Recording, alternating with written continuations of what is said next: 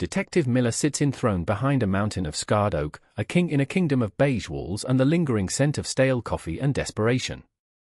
He is a man carved from granite and prejudice, his face a roadmap of scowls and cheap cigars. His suit is a size too small, straining at the shoulders as if even the fabric is trying to escape his presence. He leans back, the chair groaning under the weight of his self-importance, and surveys the woman standing before him. Alina Vance. To him, she is nothing. A footnote in his long, glorious day of cracking skulls and closing cases. She is a black woman in a simple, practical coat, her hair pulled back severely, her face devoid of makeup. She looks tired. She looks like 1,000 other worried relatives he has dismissed over the years. She holds a thin manila folder in her hands, clutching it like a holy text. "I told you," Miller says, his voice a gravelly rumble that fills the small, oppressive office. "We got our man. Your brother, Marcus, is going down. Case closed." He does not look at her. He is busy admiring his own reflection in the darkened screen of his computer monitor. He likes what he sees. A bulldog. A winner. His name is Marcus Cole, Alina says. Her voice is quiet, a stark contrast to his booming arrogance. It is a voice of precision, each word carefully chosen, stripped of excess emotion. "He is my nephew. And he is innocent." Miller snorts, a wet, dismissive sound. Nephew, brother, second cousin twice removed. Doesn't matter. He was identified. He fits the description. The witness is solid. The witness is a paid informant with a long history of perjury, Alina states, her voice as flat and hard as a marble slab. And the description was a young black man. That describes over 100,000 people in this city. She places the folder on the edge of his desk, pushing it gently across the cluttered surface. It slides to a stop against a half-eaten donut. Everything you need to exonerate him is in there. Miller finally swivels his gaze from his reflection to the folder. He looks at it as if it is a piece of filth someone has tracked into his pristine domain. He does not touch it. "Look, sweetheart," he says, the condescension dripping from the word. "I've been a detective for 20 years. I think I know how to do my job. I don't need some concerned citizen bringing me her little art project." Alina's eyes, dark and unblinking, meet his. There is no fear in them. There is no pleading. There is something else, something he cannot quite place. A cold, simmering fire. "I have time-stamped security footage showing Marcus was at the public library, 6 miles from the crime scene, at the exact time of the robbery," she says. The timestamp is verified by the library's network server. It's on page 1 inch. Convenient. I have a signed, notarized affidavit from the librarian who was helping him with his research for his college application. She remembers him distinctly. That's on page 2 inch. People lie. I have cell tower data that pings his phone to the library's location for a continuous 2-hour period, encompassing the time of the crime. The report from the service provider is on page 3 inch. Miller waves a dismissive hand, a gesture of supreme boredom. Lawyers can twist that stuff. Means nothing. I also have financial records, Alina continues, her voice unwavering. Showing a $2,000 cash deposit into your solid a witness's bank account yesterday morning. The deposit was made at an ATM 2 blocks from this precinct. The account had a balance of $17 before that. That's on page 4 inch. A flicker of something, annoyance, perhaps, crosses Miller's face. He finally reaches out, not with reverence but with disdain, and picks up the folder between his thumb and forefinger, as if it is contaminated. He does not open it. He holds it up, weighing it theatrically. This is what you've been working on? Let me guess. You watch all those crime shows on TV, think you're some kind of expert. He lets the folder drop onto the floor. It lands with a soft, defeated slap. The sound echoes in the sudden silence of the room. Alina looks down at the folder, then back up at him. Her expression does not change. She is a statue of composure. My nephew is 17 years old, she says. He has a scholarship to the state university waiting for him. He has never been in trouble in his life. You are about to destroy him based on the word of a career criminal and a description that could fit half the men in his graduating class. He should have thought of that before he decided to knock over a liquor store, Miller says with a shrug. He turns back to his computer, a clear signal that the audience is over. The public defender can deal with this. He gestures vaguely toward the folder on the floor. The public defender. A man named Davis, with kind, tired eyes and a caseload that could bury a team of 10 lawyers. He is a good man drowning in a broken system. Alina met with him this morning. He looked at her with a profound, soul-crushing pity. He told her the best they could hope for was a plea deal. 10 years, maybe 8 with good behavior. For a crime he did not commit. I am asking you, Detective, Alina says, her voice dropping to a near whisper, yet carrying more weight than all his bluster. To do your job. To look at the evidence. Miller swivels his chair back around, his face a mask of theatrical rage. His performance is for an unseen audience, or perhaps just for himself, to reinforce the walls of his own authority. Your nephew is a thug, he barks, spittle flying from his lips. And you are wasting my time. I have real work to do. Now get out of my office before I have you arrested for obstruction. The threat hangs in the air, thick and oily. Alina stands her ground for another moment. She looks at the man behind the desk, a bully hiding behind a badge. She looks at the folder on the floor, a symbol of truth being trampled by arrogance. She gives a single, almost imperceptible nod. It is not a nod of agreement. It is a nod of confirmation. She turns and walks out of the office without another word, leaving the folder lying on the dusty linoleum floor like a forgotten memory. Miller watches her go, a smirk playing on his lips. He feels the familiar rush of power, of victory. He has put another one in her place. He nudges the folder with the toe of his scuffed shoe. Trash. He picks it up, opens his wastebasket, and drops it inside, burying it under a coffee-stained napkin and a banana peel. He has just made the biggest mistake of his career. He just has no idea yet. The next 48 hours are a descent into a bureaucratic hell. Alina moves through the grey corridors of the justice system, a ghost of quiet determination. She speaks again with Mr. Davis, the public defender. He is a man made of apologies and exhausted sighs. The district attorney's office is pushing hard, Davis says, rubbing his temples. They're offering a plea. 15 years. They're calling it a gift. A gift, Alina repeats. The words are hollow, devoid of meaning. They say the witness is unshakable.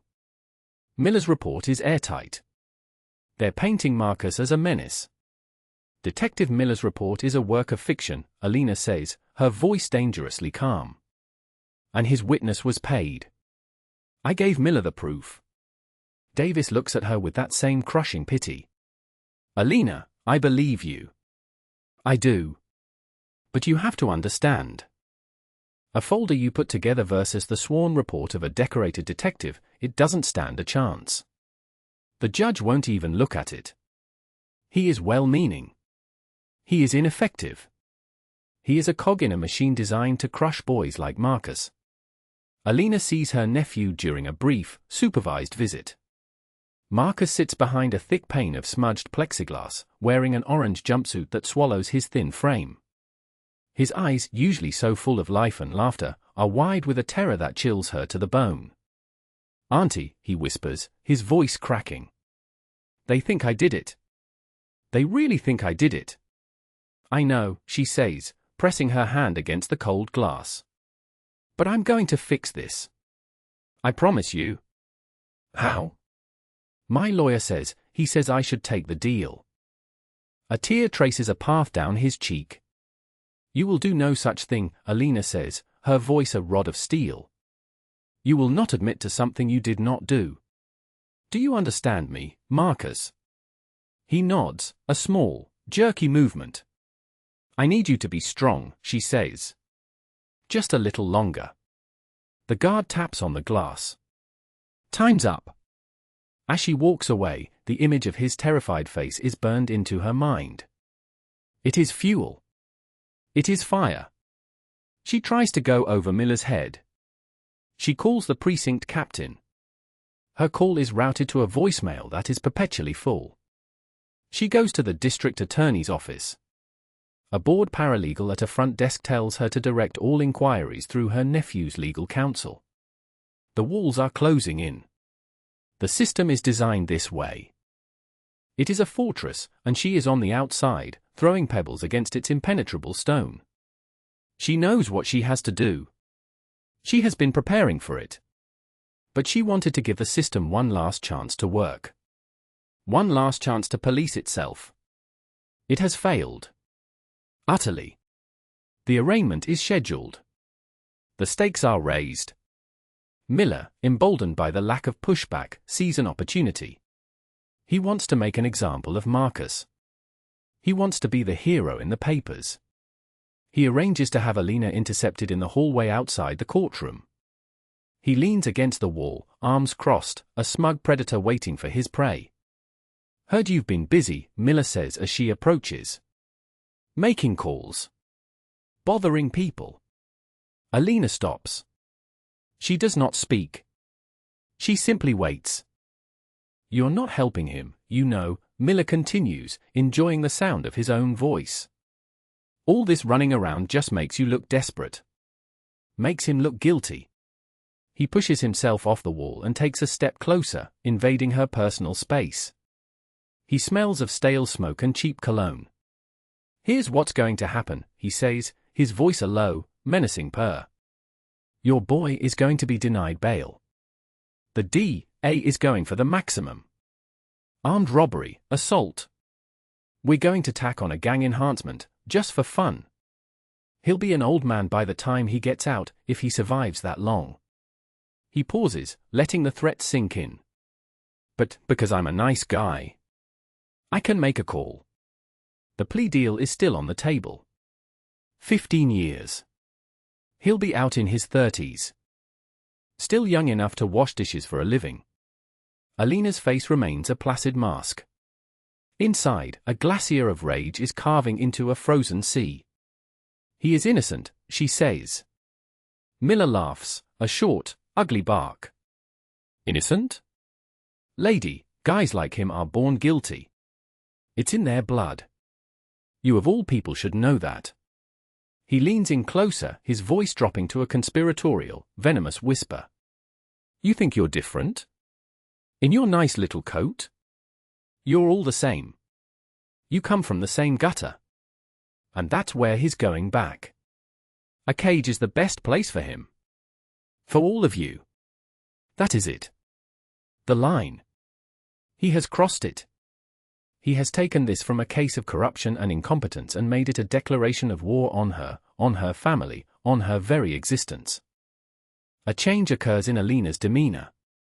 It is subtle, but it is profound. The last flicker of hope in the system dies in her eyes, replaced by something cold, hard, and absolute. She looks at him, truly looks at him, not as an obstacle, but as a target. "Thank you, detective," she says, her voice impossibly calm. "You've been very clear." She walks past him, heading not for the courtroom where her nephew is about to be sacrificed, but toward a small, unmarked conference room down the hall. Miller watches her go, confused by her reaction. He expected tears. He expected begging. He expected rage. He did not expect acceptance. He shrugs. Whatever. His work is done. He heads into the courtroom, ready to watch the show. He takes a seat in the front row, a conquering hero ready to receive his accolades. The courtroom is a theater of despair. The air is thick with the weight of broken lives.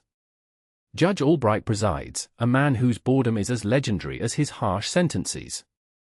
Marcus is led in, looking small and lost between two hulking bailiffs. He scans the gallery, his eyes searching for Alina. He does not see her. A fresh wave of panic washes over his face. Davis, The public defender gives Marcus a weak, reassuring pat on the shoulder that reassures no one. Miller smirks. The aunt has abandoned him. He knew she would. They always break. In the small conference room, Alina Vance is no longer a worried aunt. She is a conductor preparing for a symphony of destruction. The room is not empty. A two-person camera crew stands ready. A sound engineer adjusts a microphone clip to her collar. A producer gives her a countdown on his fingers. 3, 2, 1. In the courtroom, a large television monitor mounted on the wall, usually displaying docket information, suddenly flickers to life. It shows the seal of a major news network, then cuts to the face of a famous news anchor, a man whose face is trusted in millions of homes every night. Good evening, the anchor says, his expression grim. We interrupt this program for a special report. A 6-month investigation into corruption within the city's police department is about to come to a head. We go now live to our senior investigative correspondent, Alina Vance, on location. The screen cuts again. Now it shows the conference room. It shows Alina. She is looking directly into the camera. She is no longer the tired, unassuming woman from Miller's office. She is poised. She is powerful. The lighting is professional. The authority radiates from her. A Chiron appears at the bottom of the screen, Alina Vance, live from the Hall of Justice. In the courtroom, a collective gasp goes through the gallery. Detective Miller stares at the screen. His brain struggles to process what it is seeing. The woman from his office. The trash folder. The threats in the hallway. It cannot be. It is a joke. A prank. But then Alina starts to speak, and her voice, that same quiet, precise voice, booms from the television speakers, filling the suddenly silent courtroom. Good evening, she says to the nation. Behind me is courtroom for B.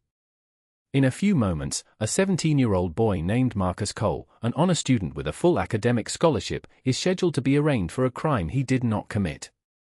Miller's blood runs cold. His face, moments ago flushed with victory, drains of all color. His jaw hangs slack.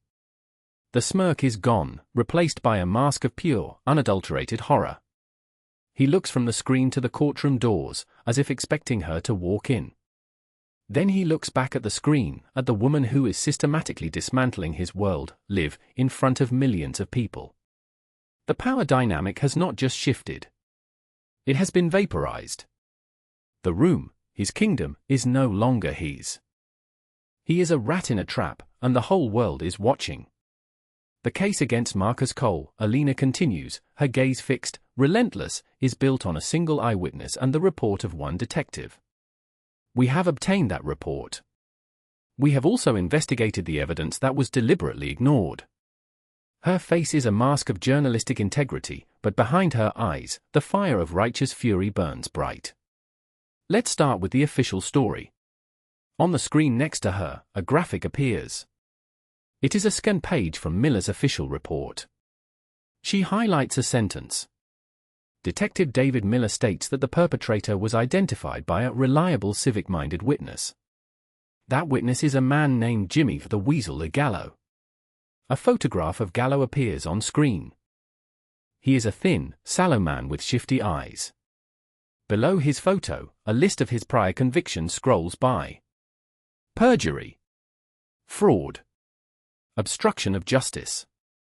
This is the man whose word the state is using to destroy a young boy's life, Alina says. But it gets worse. Mr. Gallo is a registered confidential informant. His handler? Detective David Miller. In the courtroom, a low murmur spreads like a virus. Judge Albright leans forward, his customary boredom replaced by rapt attention. The prosecutor, who was just about to demand no bail, now looks utterly bewildered. Miller feels a wave of nausea. He can feel every eye in the room on him. He is suffocating. Now, let's look at the evidence that was provided to Detective Miller 2 days ago, Alina says, her voice laced with ice. Evidence he personally dismissed and threw in the trash.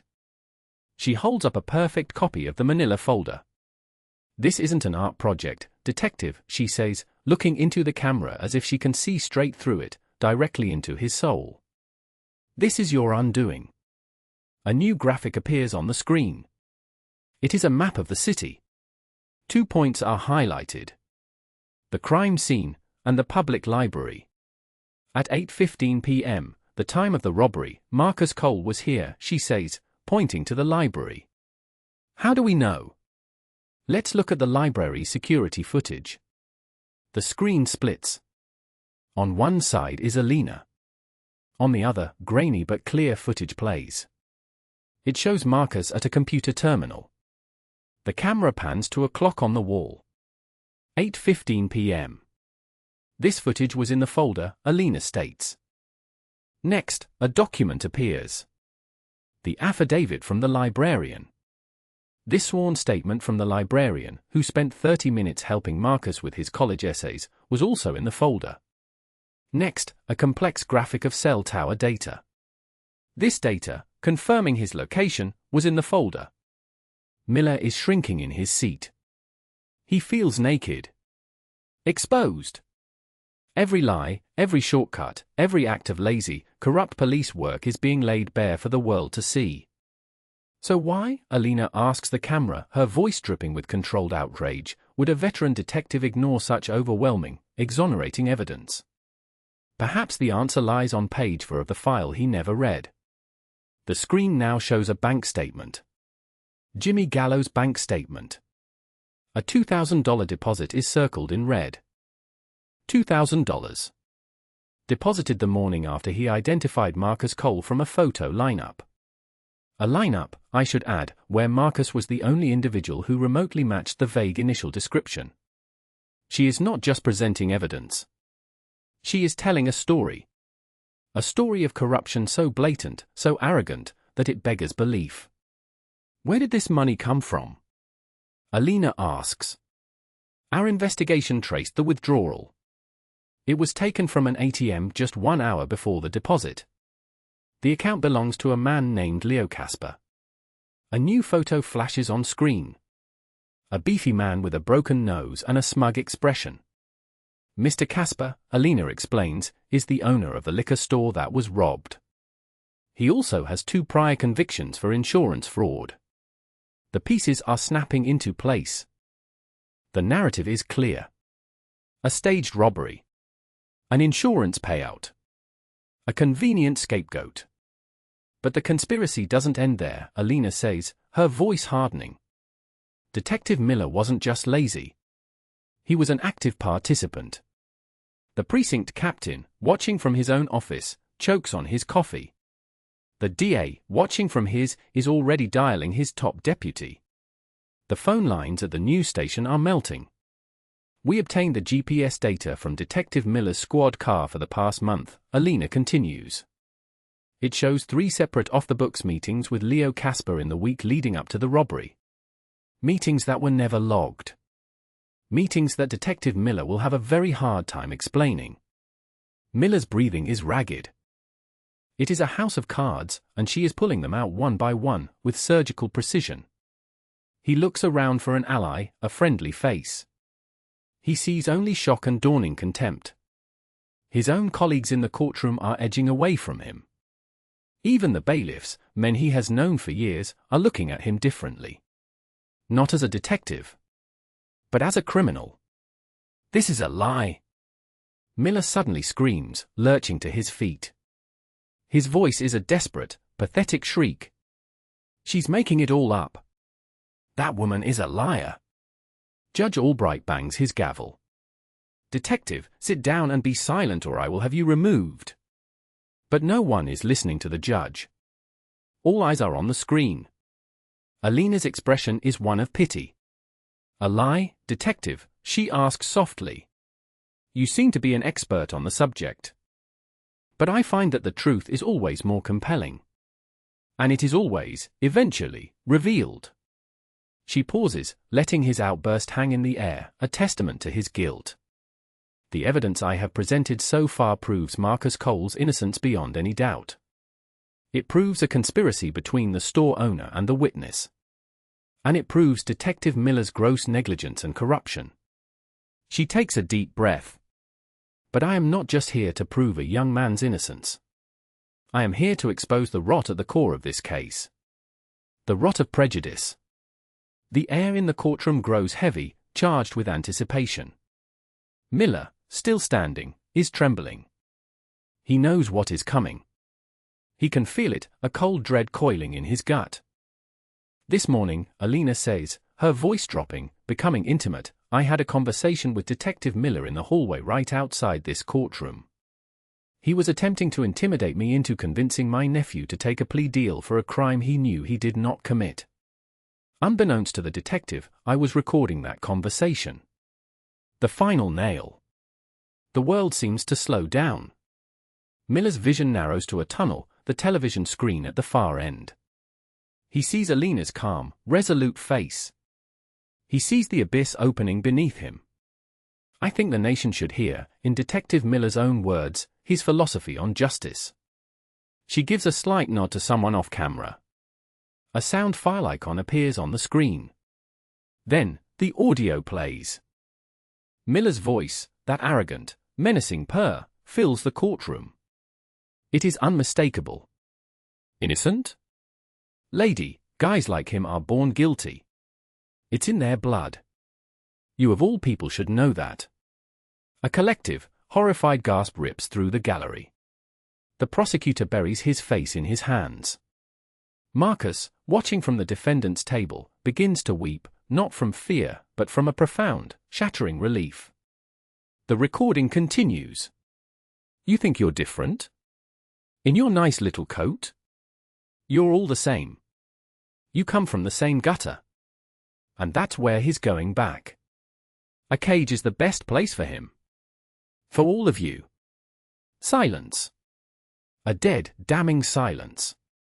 The recording ends. Alina Vance looks into the camera. There is no triumph in her eyes, only a deep, profound sorrow. For all of you, she repeats softly. That is the motive. Not evidence. Not truth. Just hate. A hate that wears a badge and carries a gun. Miller collapses back into his seat. It is over. His life, his career, his reputation, all incinerated in a blast of his own vile words, broadcast to the world. He is no longer a detective. He is a monster in a bad suit, exposed for all to see. The heavy courtroom doors at the back of the room are thrown open. Two men in dark suits stride in. They are not courthouse regulars. They carry themselves with a different kind of authority. Federal authority. Behind them is the precinct captain, his face ashen. They walk directly to the front row. They stop in front of Detective David Miller. David Miller, the first agent says, his voice cold and loud enough for everyone to hear. You are under arrest for conspiracy, obstruction of justice, and violation of civil rights. Miller does not resist. He cannot. He is a hollowed-out shell. He holds out his hands as the agent snaps handcuffs onto his wrists, the metallic click echoing like a death knell through the silent room. He is pulled to his feet.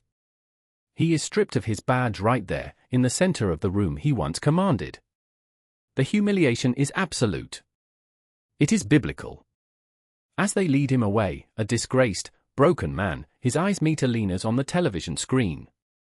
She looks back at him, her expression unreadable. Then, on the screen, she looks away from the camera and speaks to her producer. Her voice is picked up by the microphone. We're clear. Cut the feed. The broadcast ends. The screen goes back to displaying the docket information, as if nothing has happened. But everything has happened. In the stunned silence of the courtroom, Judge Albright clears his throat. He looks at the shell-shocked prosecutor. Mr. Harris, the judge says, his voice shaking with barely concealed rage. Do you have anything to say? The prosecutor rises, his face pale. Your Honor, the state moves to dismiss all charges against Marcus Cole. With extreme prejudice. Motion granted, the judge thunders. Mr. Cole, "You are free to go." And the court offers its most profound and sincere apology for this catastrophic failure of justice. The handcuffs are removed from Marcus's wrists. He stumbles from the defendant's table, past a weeping Mr. Davis, and into the arms of his aunt, who has just walked quietly into the courtroom. The world outside the courthouse is a whirlwind. News vans line the street. Reporters shout questions. The story is a national firestorm. Alina shields Marcus from the glare of the cameras, guiding him to a waiting black car. Before she gets in, she pauses and looks back at the Hall of Justice, a cold, monolithic temple of hypocrisy. "I needed them to see," she whispers to herself, the words carried away by the wind. "I needed them to see how they treat people when they think no one is watching." The car door closes, and they drive away, leaving the ruins of David Miller's life behind them. The fallout is swift. It is brutal. It is a cleansing fire. Detective David Miller's trial is a formality. With the broadcast and his own recorded words as evidence, his defense is non-existent. He pleads guilty to all federal charges in exchange for avoiding a state trial that would have been even more humiliating. The judge, a woman known for her stern demeanor and intolerance for official corruption, makes an example of him. She sentences him to 25 years in a federal penitentiary, with no possibility of parole. His pension is seized. His commendations are rescinded. His name is scrubbed from the department's honor roll. He enters prison not as a former cop, but as a disgraced felon, and the inmates who have been put away by men like him are waiting. His ruin is total. Jimmy the Weasel Gallo sings like a canary. He gives up everything, detailing the staged robbery, the insurance scam, and Miller's involvement from the very beginning. His cooperation earns him a reduced sentence, but he still gets 5 years for his role in the conspiracy and for perjury. He becomes a pariah in the criminal underworld, a marked man for the rest of his short, miserable life. Leo Casper, the store owner, is arrested the same day as Miller. Faced with overwhelming evidence of insurance fraud and conspiracy, he is convicted and sentenced to 10 years in state prison. The insurance company sues him for the fraudulent claim, seizing his store and all his personal assets. He is left with nothing but a prison cell and the knowledge that his own greed was his downfall. The corruption does not stop with Miller. Alina Vance's investigation has opened a Pandora's box within the police department.